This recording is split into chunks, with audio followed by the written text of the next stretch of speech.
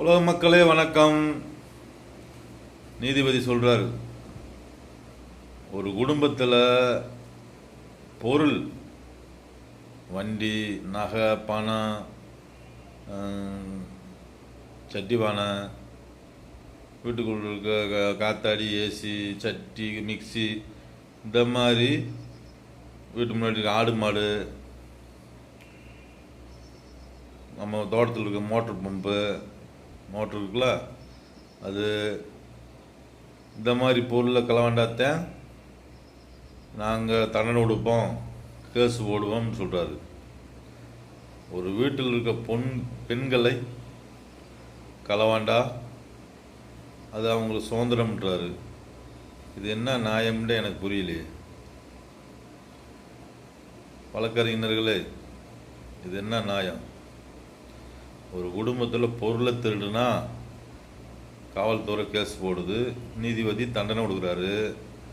ஒரு குடும்பத்தில் ஒரு பொண்ணை திருடுனா அது அவங்க சுதந்திரம்டா.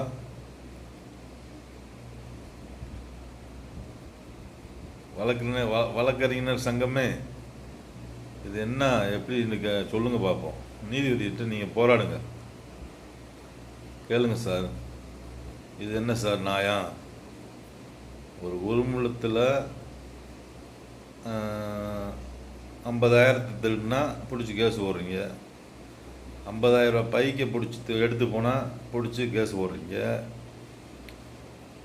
20 வருஷத்து மாணவி, வருஷத்துக்கு 2 லட்ச ரூபா, 40 லட்ச ரூபா பொருள் ஒரு பொண்ணு, சரிங்களா? 25 வயசு பொண்ணுண்டா 50 லட்ச ரூபா பொண்ணு. அந்த பொண்ணு 50 லட்ச ரூபா பொண்ணை திருடி போனால் திருடனவனுக்கு சொந்தம்னு சொல்லுது நீதிபதி சொல்கிறாங்க. இது என்ன நியாயம்